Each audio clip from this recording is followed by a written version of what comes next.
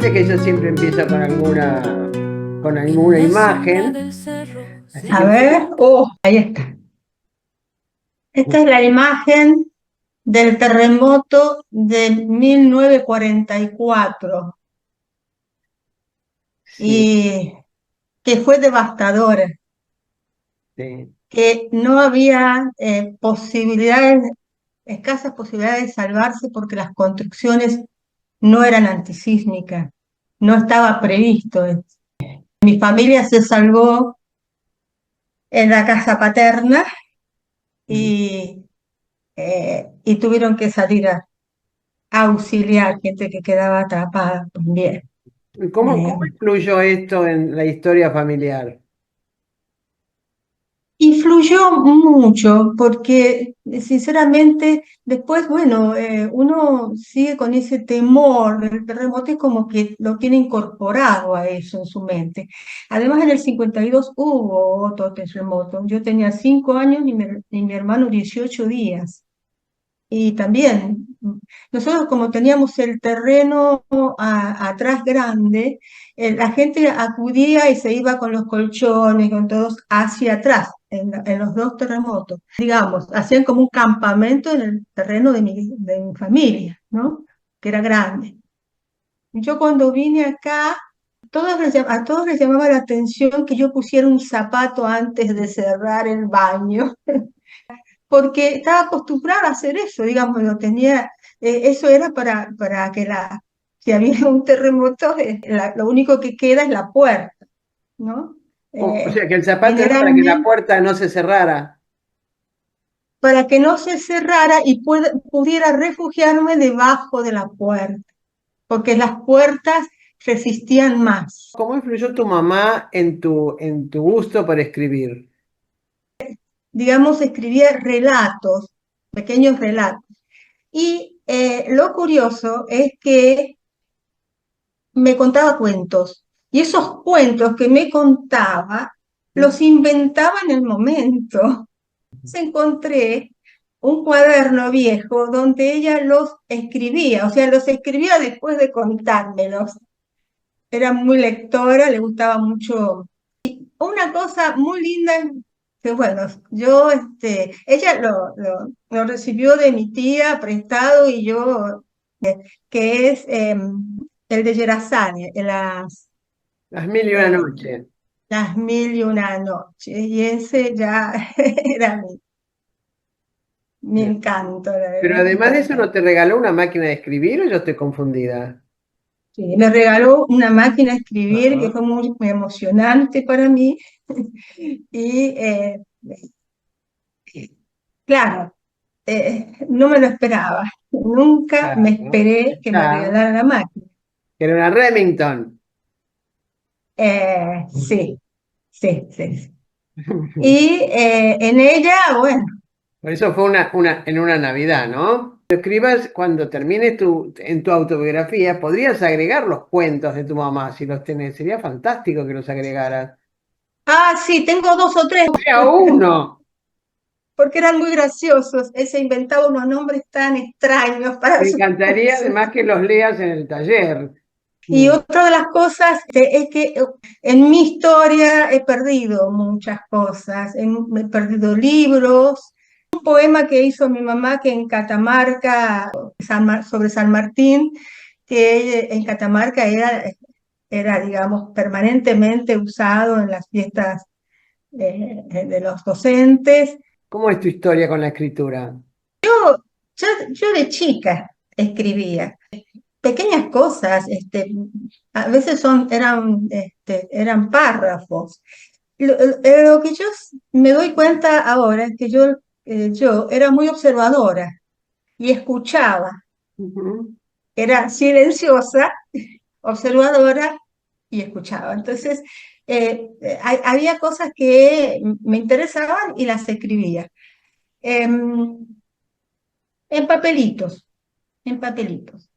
Y después escribí algunos poemas que eran desastrosos, pero bueno, eran poemas, lo intentaba, lo intentaba. Lo que me ha pasado es que he quedado en el camino me ha quedado en el camino esta inquietud, esta necesidad de escribir. Y ha atravesado toda mi vida, porque sinceramente, además de, digamos, de los discursos que me elaboraba yo para decirlos en las fiestas como maestra, ¿no? Creo que ha sido como una frustración no poder retomar, porque entré en el trabajo científico. También llegó un momento en la historia mía que sentía como que los informes abstractos y sin aplicación práctica que permanentemente hacía para el CONICET, la parte de la docencia universitaria y todo eso que me obnubilaba, todo eso me quitaba energía, me daba cuenta que tenía que terminar alguna vez. Y terminó, bueno, cuando me jubilé y comencé a ser como consultora en una de ambiente y sociedad, haciendo informes a los organismos internacionales, pesadísimos, dificilísimos, pero estaba muy satisfecha, muy contenta con eso y me di cuenta que ahí tenía que esbozar propuestas. Dije, esto es lo mío, ¿no? Quiero volver a poner los pies en la tierra. Mm. Entonces, claro, retomé el tema con poesía Ujú. y como era una poesía, yo soy una insatisfecha total. Como era una poesía que era lírica y que tenía un trasfondo budista, dije, no, no es esto, yo quiero poesía en prosa. La escribí por mi cuenta, la poesía en prosa. Entonces, después me publicaron poemas en prosa. No, no vuelvo atrás, ni con el conocimiento científico y ni con la poesía lírica. Así es como llegué, me reencontré a partir de que yo, cuando llegué a Buenos Aires, empecé a escribir todas mis impresiones, mi vida pasada, para no olvidarme. Digamos, es como si fuese una necesidad de no perder mi identidad o de mantenerme, conectarme conmigo misma y con mi historia, Ujú. porque fue muy difícil este cambio tan Contame, grande contame brevemente cómo fue ese cambio, lo que hiciste cuando estabas en San Juan, lo que hiciste después en Buenos Aires, porque yo creo que sé más cosas de tu pasado y de tu infancia que de tu, la verdad que no sé nada Claro, de sí, tu sí, parte sí, sí. adulta. Yo me recibí tarde, porque como era docente, 9 años hice de carrera, Mm. pero mi pasión era ejercer la docencia. Y en épocas en 1975 recibí el título de licenciada en Sociología. En ese momento fue cuando yo, buscando las bibliotecas más desastrosas, de estas bibliotecas que son populares pero que están hiper abandonadas, encontré una joyita, una perlita. Encontré un documento donde se hablaba de Sarmiento, y de Sarmiento lo que nosotros aprendimos es que doña Paula García Sarmiento era pobre, que veíamos la casita pobre de ella. Nada que ver, nada que ver. Adentro tenía, bueno, de hecho en el museo está las alfombras persas, mate de plata, etcétera, etcétera. O sea, ¿por qué tenían esas casas? Y porque estaban en plena época de las guerras civiles. ¿Dónde eran los ingresos para tener esas alfombras persas? Ellos venían de familias muy pudientes, y creo que Pablo Alsín era la familia más pudiente que Sarmiento. Ahora, en el 24 de julio, no, de febrero del 24, Ujú. vi en el diario Cuyo, de San Juan, un periodista y escritor, que ha escrito, que también tengo que leer sus libros, sobre las familias ilustres. Y ahí, las familias ilustres eran Sarmiento, Albarracín, Furque y Navarro. Que Ajá. también en tu historia incorpores de alguna manera esa historia de San Juan en la que estudiaste Sí, y donde venís, porque eso sin duda, como digo yo, el sí, sí, contexto siempre influye en la historia familiar, claro, ¿no? Porque uno sí. cree que vive como recortado, pero todo influye. No, claro, no, no, he hecho muchas preguntas acerca también del gusto por a las tierras, porque bueno, yo digo que si los bandidos no hubieran cruzado el océano, yo no estaría escribiendo.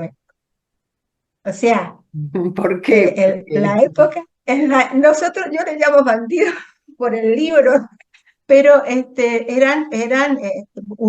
porque huían con otras familias en ese lapso entre Napoleón Bonaparte, el reinado de Sí. Napoleón y el surgimiento de la Revolución Francesa.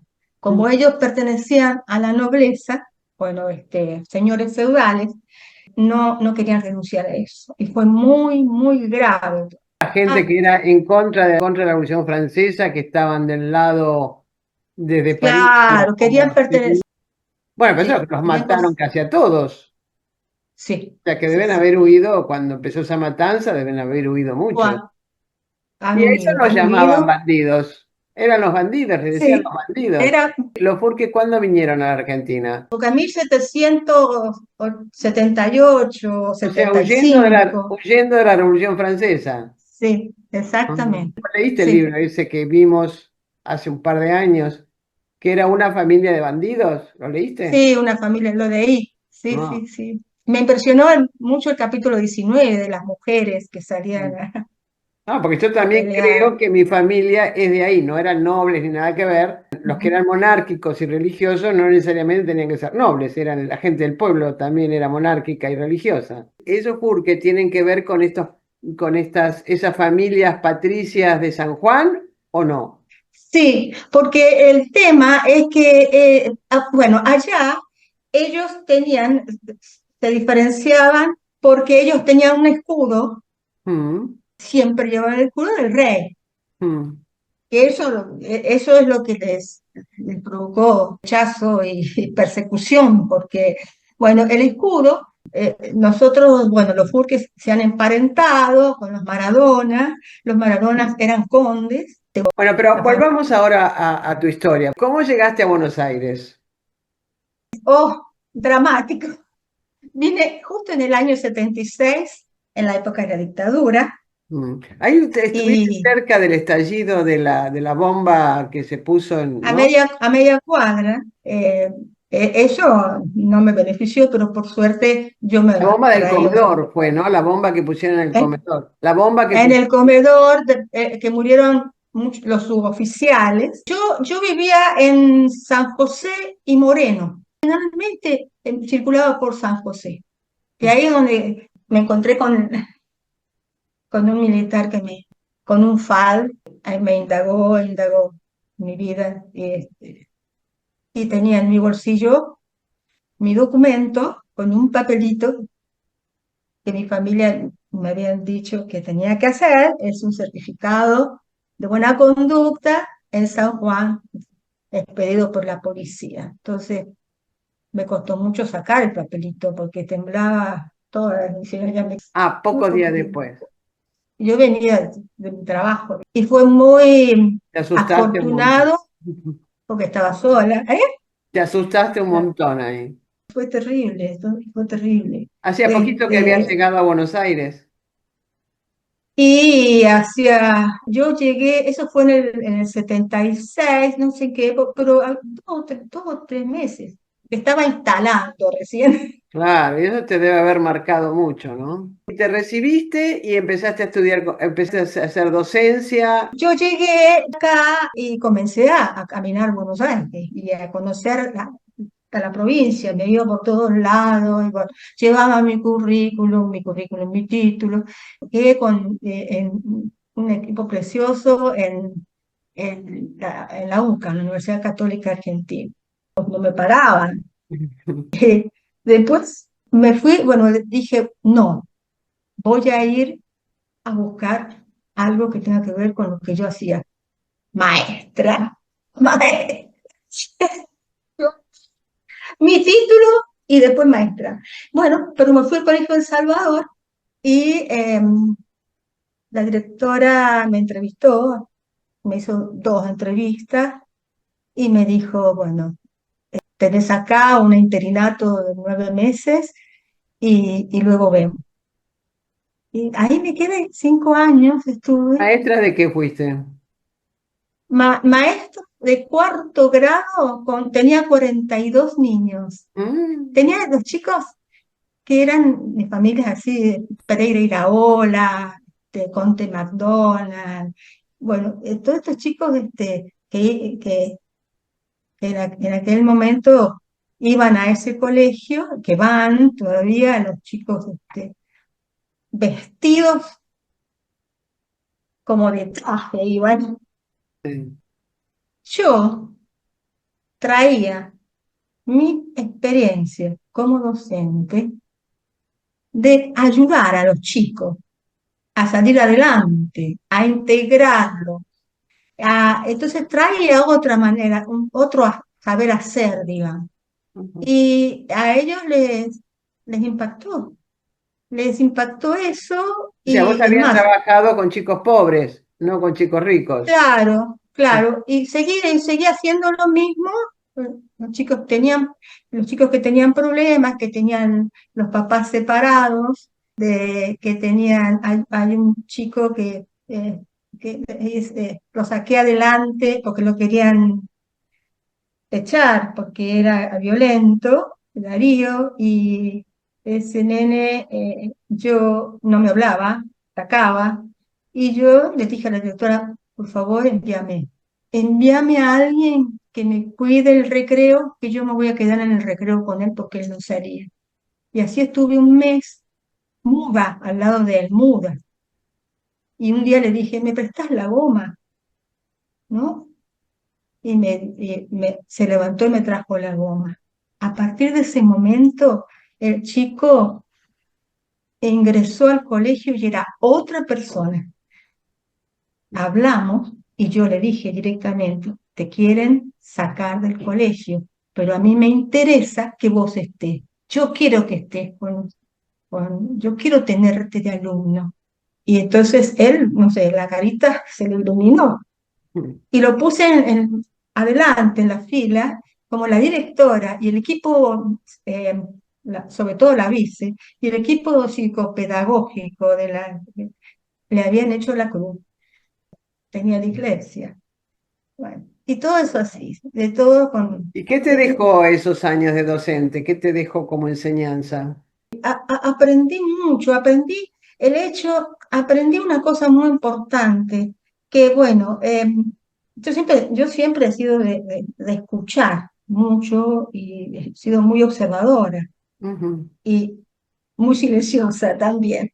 Eh, Aprendí que sean chicos pobres o sean chicos ricos, hay que observarlos y tratar de ayudarlo en cierto sentido. Yo tuve, por ejemplo, de alumno el hijo de Ignacio Escurra, periodista que lo mataron en Vietnam.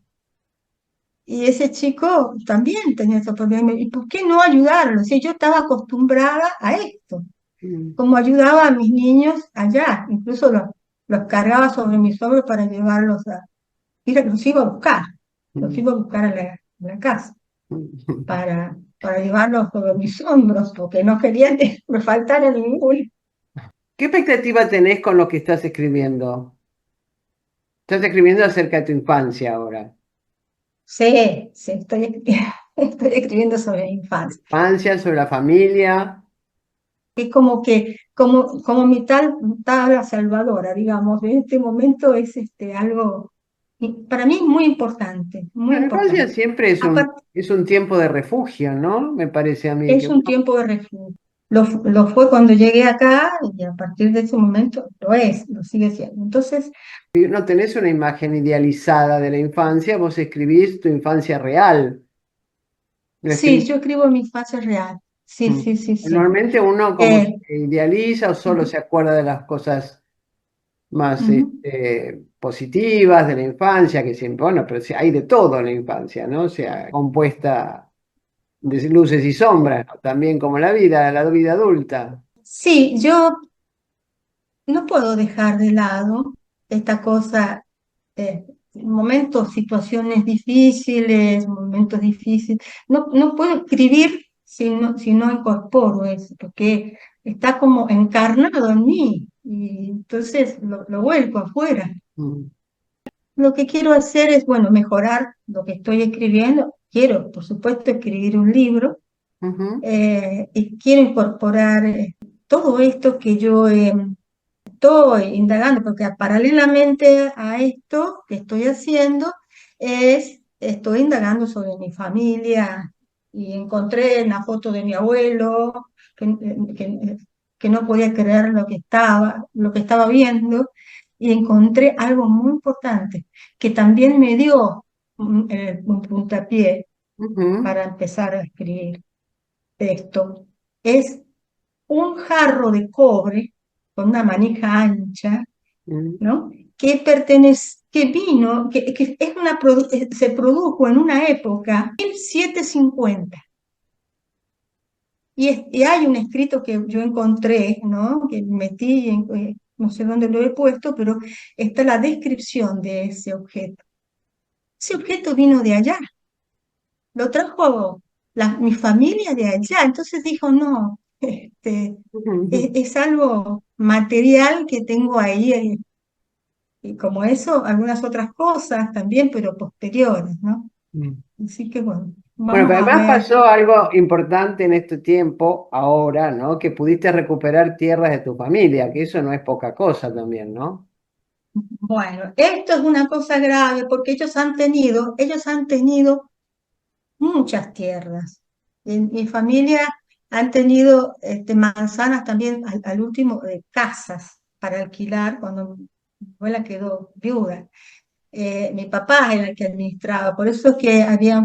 Sí, una de las cosas que a mí me da satisfacción es que luché mucho por conservarlas, porque estaban prácticamente perdidas.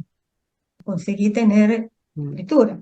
Pienso que yo quiero cortar con todo aquello en el sentido de que ellos, así como compraban, abandonaban las tierras y las perdían.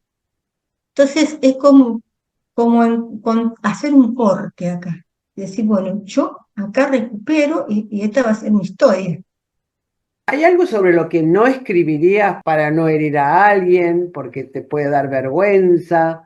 No digo que no me lo cuentes, digo, Sí, ¿hay algo sobre lo que no escribirías? sí, sí, sí, hay ¿Sí? algo Sobre lo que no escribirías. con lo que no escribiría, y bueno, Bien, pero ya, digamos, realmente no lo escribo. ok, bien. ¿Eso tiene que ver con algún secreto familiar o con alguna experiencia personal? En realidad estoy tratando de indagar, Sí, ¿no? O sea, esas cosas que hay cosas sobre las que uno no escribiría por distintas razones. ujú, Como dije, puede herir a alguien, puede dar vergüenza, sí, básicamente creo que son como las dos situaciones posibles, ¿no? Y me pregunto sobre eso, ¿no? Porque en ese caso, ¿qué hace uno? Lo que uno hace es omitir. Uno no miente. Bueno, uno podría mentir también, pero quiero decir, en general uno sí, omite, omit, ¿no? sí, Y la sí. pregunta sería si en la omisión es mentira. ¿Es mentira la omisión? Eh, yo creo que no, que es, digamos, una actitud benévola, de que eso quede ahí, que haya sucedido, y que quede ahí, que conserve su lugar y no sacarlo afuera. Sí, sí, es eso, es eso. Básicamente. O sea, no es por Que quede vergüenza, ahí. es por... No, no, no, no, no. Ok. ¿Cuáles son tus últimas lecturas? Yo estoy leyendo ahora a Siri Hasber, La mujer de me Palauza. encanta. Te quiero decir que en el verano Mm. tardé 1 mes y medio en leer El infinito en un junco, Ah, y entonces me quedé pegada, alucinada con ese. No, no, no, es no hermoso avanzaba ese porque libro. quería disfrutarlo. Pero Mm. digo, ¿cómo puede ser? Nadie puede hacer esto de leer un libro. ¿Qué? Ah, y una cosa, Sí, leí un libro de Chesterton, El hombre ah, que fue jueves, sí. porque me sentí impulsada a raíz de una cosa que dijiste, que estabas leyendo una novela policial. Entonces me leí ese, me encantó. Ah, bueno, a mí me encantan los Un humor. policiales, siempre leo policiales. Bueno, mejor dicho, tengo temporadas. En este momento volví a leer una policial. El taller, ¿qué te dio o qué te da? Yo en el taller me siento tan bien. Qué bueno. Me siento tan bien con la gente. Tengo que decirte el tema cuando entré en el 23, que yo tenía un susto bárbaro en el 2023, pero cuando hablé por teléfono con vos, me relajé y dije esto, El 23 fue en el porque, año 23, ¿no? porque vos me preguntaste quién era yo, porque yo te llamé así, vos, no sé, no te tuvo y te llamé. Sí. Entonces, y ahí es donde le expliqué que, bueno, que te venía siguiendo, porque yo estaba viendo en una de las agendas que tengo ahí, que en el 2018 ya tenía de tus datos, y te había leído un libro tuyo de las mujeres. Bueno, y dije, y esta cosa, ¿no? De que año tras año digo, oh, acá también aparece otra vez Virginia, y acá aparece otra vez Virginia. Ya. Entonces, de pronto, claro, de pronto vi una imagen en la Biblioteca Nacional, donde presentaban un libro tuyo, Amanda Tuve, con la que Oh, trabajé en. amo Amanda Tuves. Ay, sí, vos no sabés cómo nos queremos nosotros. Sí, sí, sí, Ella fue un mi gran. maestra, mi maestra, mi maestra, mi maestra. ¿Viste? Cuando dicen maestro, mi maestro fue Amanda. Ujú. Para la vida, para el trabajo, para Amanda fue mi.